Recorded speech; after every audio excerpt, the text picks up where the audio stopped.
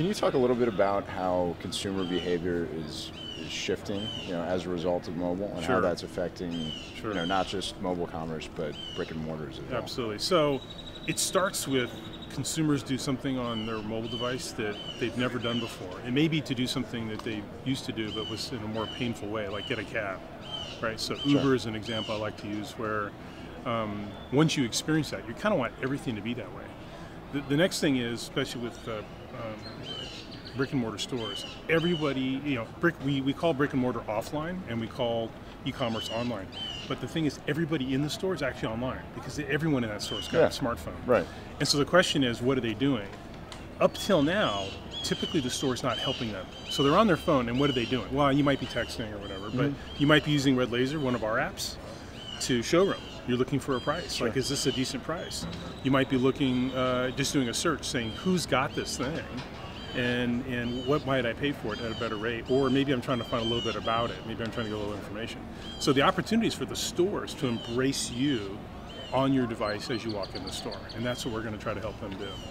So how are you going to try and help them do that? We're actually working on apps for the retailers. So we're starting with some that are already in our family through GSI Commerce. Yeah.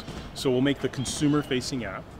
So that's, Sports Authority and who else is in that family? Polo, Toys R Us, there's a whole bunch of brands. Kate Spade, right? Fifth and Pacific is the parent company. So we'll make the consumer app. We'll make in-store digital experiences. And so this is things like kiosks and touchscreen displays, that there'll be some incentive to get the app so that we can kind of connect to you while you're in the store. And then we'll have what we call a clienteling app. So the salesperson in the store will have an app that we produce, helps them deal with you in a better way. Understanding inventory, maybe it's using Facebook Connect as you walk in and I can address you by name and that kind of thing, if it's a high-touch sales kind of retailer. And in the end, what's going to happen is you're going to experience the store kind of like that Uber difference to get in a cab. You're going to experience the store different. If you're looking for shirts, you wear a certain size or whatever it is, I'm going to find things quicker. I'm going to find things on sale quicker. It's only going to be my size that I have to go to. Why should I wander through the entire... Even the salesperson doesn't know which racks have your size. They have to kind of rifle through as well, right? Yeah. Or it's deals, or it's in-aisle checkout, right? Imagine one better than the Apple Store checkout where you don't even need the sales associate. You just check out yourself, right? Right, and maybe, on your phone. On your phone. And maybe someone bags up your thing and you go to lunch, and then later visit the 3 stores you bought stuff at and collect your bags, right? Totally different experience, right? How you experience retail.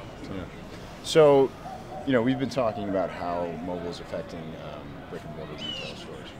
Can you tell us a little bit about what consumer behavior trends you're seeing just when they're purchasing, kind of classic e-commerce, when they're purchasing on their mobile phone or getting something delivered to their door? Absolutely. We have a lot of experience with that.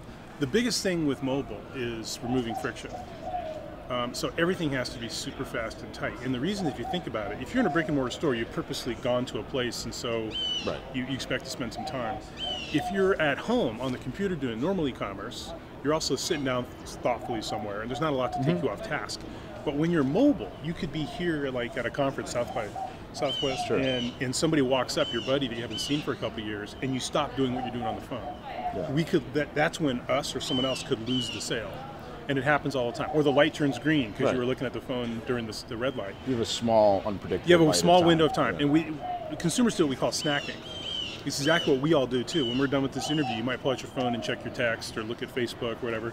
And you like doing it because it's dynamic, right? You're looking at things that you know might have changed even in 5 minutes. So you don't have much time to engage somebody and have them complete the purchase. You literally have to be done very, very fast. So we've squeezed every little bit of that out of the purchase flow as we can. And we do stuff and we measure. I'll give you an example. So mobile web, it's an important thing to do. It's not the only thing, but it's important to do, and that's how you catch some people. Right. As opposed to an app. As opposed to an app. When you go on eBay and you're on an item, so you dove into this particular TV and you see the specifics, it used to be that below the fold was the buy button, okay? And you can tell there's more stuff down there. We give you a peek of the next line, so you know you just have to do one swipe and then you can click buy. We moved that above the fold, so it was on the screen at the start, 30% lift in conversion. Wow. It doesn't even make much sense, right? Because you're like, really, that's too much friction, then click? Yes is the answer. Yeah. I mean, it's unbelievable. So it's all about reducing friction. You have to make it super easy and fast. So the mobile app just has to be as simple as possible. Simple as possible. What And look at what we're doing with PayPal, right? Just here, we're launching beta with the payments library. And one of the things we have there, it's all about reducing friction. Imagine the first time you're buying with us and you don't have an account. So we use our scanning technology to take a picture of your credit card. So again, I don't have to spend that time typing all those digits and what's just comes right off the card. Just use your thumb and put the camera on that card. Right. That's huge, right? That kind of stuff makes a big difference.